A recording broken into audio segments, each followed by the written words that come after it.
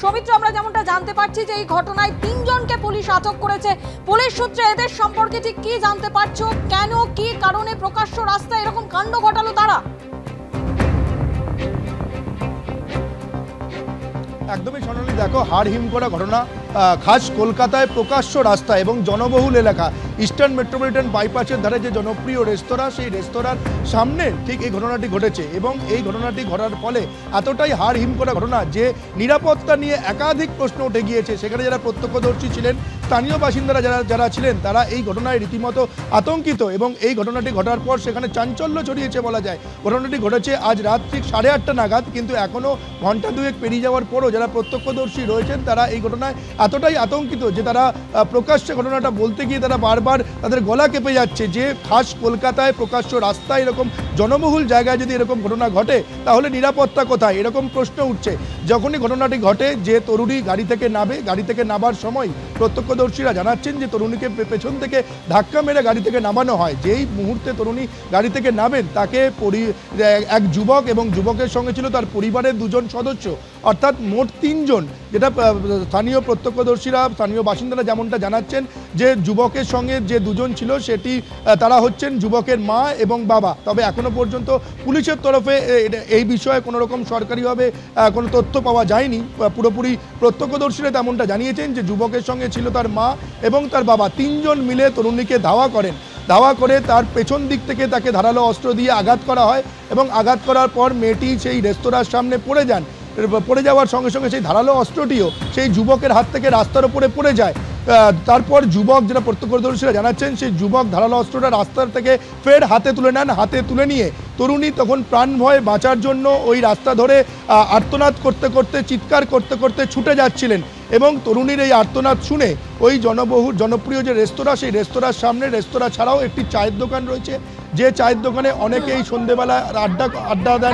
এবং যে কথা বলছিল এবং প্রত্যক্ষদর্শীরা তারাও কিন্তু একই কথা বলছেন যে যেভাবে প্রকাশ্য রাস্তায় তরুণীকে ধারালো অস্ত্র দিয়ে একের পর এক কোপ মারা হয়েছে, রীতিমতো তারা আতঙ্কিত। ইএম বাইপাসে একেবারে গাড়ি থেকে রক্তাক্ত অবস্থায় তরুণী নামতেই তাকে ধারালো অস্ত্র দিয়ে তাড়া করা হয় এবং তাড়া করে পেছন থেকে তরুণীর হাতে পর পর ধারালো অস্ত্র দিয়ে কোপ মারা হয়, আঘাত করা হয় তার গলাতেও। আমরা এখানে বসে আড্ডা মারছিলাম, হট করে দেখে একটা গাড়ি, থার গাড়ি দাঁড়ায়। একটা গাড়ির ভেতর থেকে মেয়েটাকে ধাক্কা মেরে মারতে মারতে বের করা। মেয়েটা এক পায়ে জুতো পরে আর একটা পায়ে খালি হাঁটা শুরু করে। লোকের থেকে হেল্প নিয়ে জল ফল দিয়ে মুখ ধুচ্ছে। তারপর থেকে একটা ছেলে পেছন থেকে দৌড়ে হুট করে হাতের মধ্যে স্ট্যাপ করে 2 বার ছুরি নিয়ে। তার পেছনে একটা মহিলা দৌড়াচ্ছে, নিজের বোরখাটাকে খুলে তারপর হুড় করে দৌড়ে ছেলেটাকে বাঁচাতে যায় আর ইনফ্যাক্ট মেয়েটাকে মারার জন্য এগোয়। হাতে কিছু একটা ছিল।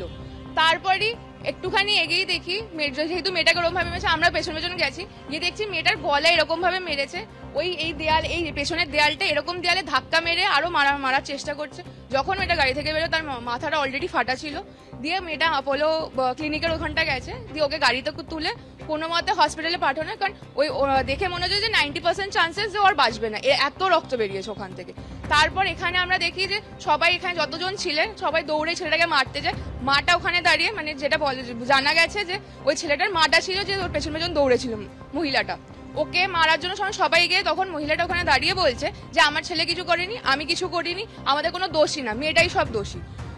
দিয়ে গলার নলি কেটে দিয়েছে এবং হাতে কেটে দিয়েছে। হ্যাঁ, এরকম বাজেভাবে মানে যে পুরো এখান থেকে জামা কেটে পুরো রক্ত হুড় করে রক্ত বেরোয়, গলার এখান থেকে পুরো রক্ত, পায়ের বাজে অবস্থা, পা দিয়ে রক্ত বেরোচ্ছে, মানে খুব বাজে অবস্থা ছিল মেয়েটা। আমি জাস্ট আমার ভাইকে নিয়ে এখান থেকে বেরোচ্ছি, ঠিক আছে, এখান থেকে বেরিয়েছি, আমি জাস্ট মেয়েটাকে দেখলাম ধাবার সামনে রক্তাক্ত অবস্থা, মানে এখান থেকে এটা পুরোটা কাটা, এইখান থেকে পুরো এতটা কাটা, মানে এমনই অবস্থা, মেয়েটা হাঁটতে পারছে না। উনি কোনো রকমে জাস্ট দৌড়ে ওখান থেকে এসছে, মহিলা ওনাকে জাস্ট গাড়িতে তুললো, নিয়ে হসপিটালে বেরোলো। আমি যতক্ষণে ছেলেটার কাছে গেলাম, ছেলেটাকে ততক্ষণে নিজের মা, যে ছেলেটা মেরেছে সেই মেয়েটাকে প্রোটেক্ট করছে, লিটারালি এরম ভাবে প্রোটেক্ট করছে যে তার ছেলে একদম নির্দোষ, কিচ্ছু